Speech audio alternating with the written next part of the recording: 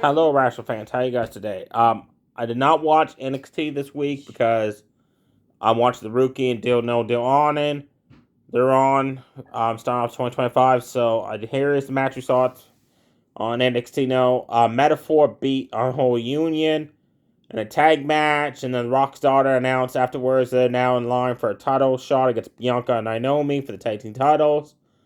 Chelsea Blackheart defeated Stephanie Vega in a number one contenders match, which should not have happened because Stephanie won a number one contenders fatal four-way match last week, but she had to fight again this week for a number one contender shot against Daisy Duke's North American Championship.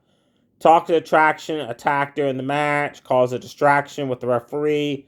Daisy Duke ran in and smashed her title belt over Stephanie's face, and then Chelsea pinned her for the 1-2-3. Corey J defeated Jordan, a rivalry match. Ethan Page came out bragging about taking out Javon Evans, Cedric Alexander, putting them on the shelf with injuries. And then Dante Chin came out because apparently he's friends with the guys. They had a match. Ethan Page won. That was very exciting what I read online there. And then we had Out of My loss to Nathan Fraser and Axion. So Nathan Fraser and Axion is still your tag team champions. That was great news to hear. They had a great 2024 title run, and I'm loving how it's going into 2025. They're still on a roll as champions. Announced next week, you got Rich Holland, Tony the Dawn for the North American title, and Uma Fima versus Eddie Thorpe for the World Championship. Where the heck's Trick Williams? So he began a rematch for the title, unless this means he's going to the main roster. And every week, I notice with one North American title match is defended, usually the other one's defended. So you probably see Chelsea Blackheart versus Daisy Duke for the Women's North American title match. Now, I did watch the 2003 Royal Rumble. I'm a big fan of the Royal Rumble pay-per-views, always have been, always will be. So I've been watching, me and my mom and dad, we've been putting random ones in.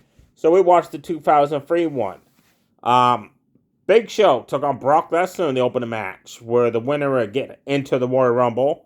Brock Lesnar won that. I was rooting for the Big Show. Scott Steiner made his pay-per-view debut against Triple H when Evolution with Triple H, Batista, Randy Orton, and Ric Flair was growing strong.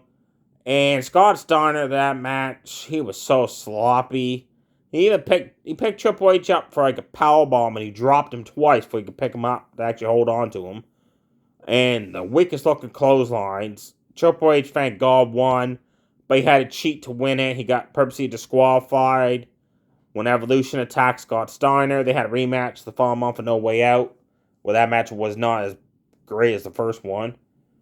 I'm trying to. Dawn Marie and Tori Wilson had a match where that was when Dawn Marie was sleeping with Tori's dad. Whole storyline, it was hard to watch. Tori Wilson did beat Dawn Marie there one-on-one. Then they had the Royal Rumble match. Entry number 1 was Shawn Michaels. Entry number 2 was Chris Jericho, but was it Chris Jericho that came out? It was Christian wearing Chris Jericho's attire. Then Chris Jericho attacked Shawn Michaels from behind. Steel chair shot, busting him open. Eliminate Shawn Michaels for the Royal Rumble match. Chris Nowinski came out. He didn't last long. Rey Mysterio and Edge, they were a tag team on SmackDown there in 2003. They had back-to-back entry numbers. They ran in and they started cleaning house on Jericho. And then Christian came in. And Christian and Edge were like looking at each other. Christian's like, hey man, I know I'm a tag team with Jericho, man, but we're brothers, you know. Edge like shook his hands like let's start double teaming people. And then Edge just speared Christian. That was awesome. Then 619 for Mysterio. Edge and Rey Mysterio lasted like halfway through. They made it like number 16 or 17 before one of them got eliminated. They were double teaming people left, right, and center, but they were double team people, but not try to eliminate them, right? Tommy Dreamer entered the number 10, came out with a bunch of weapons, and he lasted maybe like 20 seconds. Bill DeMont, he made his Royal Rumble debut. He didn't last long. B Squared. I'm like, oh my God, I remember B Squared. John Cena, when he started rapping of his gimmick there, he had a partner named B Square, which was Bo Buchanan from Right to Censor. He didn't last long. Business started picking up when heavy names started entering, like Rikishi, Test. You had Batista entered, John Cena entered it. He spent a whole entire 90 seconds rapping. That was hilarious. Then he got in and Batista just leveled him for clothesline. Kane came in and was clean in house. Like left, right, and center. The Undertaker entered the number 30 with the American Badass driving down with a motorcycle. Brock Lesnar entered the number 29. That's just the Royal Rumble debut. 3-minute warning of Rosie and Jamal. I forget which one it is, but one of them later on became Umaga. And the other one became Hurricane's partner, Rosie, superhero in training. They kept double teaming Kane the whole entire Rumble when they were in there. And Kane just kept dishing it right back at them. Rob Van Dam entered number 12. And Matt Hardy entered right after him at number 13. And those two guys there, to me, they were the highlight of the Rumble because those guys were impressive. And they lasted to like the final 8, which was amazing. Like, especially for Matt Hardy. Jeff Hardy came out and, yeah. He just got in the ring and just started running around, drop kicking people. Then he got up at the top rope. And just stood there, and Rob Van Dam just ran over, shoved him off. I don't know what was going on there, but he didn't last long. Overall, it was a good Royal Rumble until entry number 29, which was Brock Lesnar. He came out and just started throwing people left, right, and center. He eliminated the Royal Greatest Tag Team, Charlie Hall, Shelton Benjamin. F5 Matt Hardy out of the ring on top of him. Then The Undertaker came out, and the final 4 was Undertaker, Kane, Brock Lesnar, and I think it was Batista.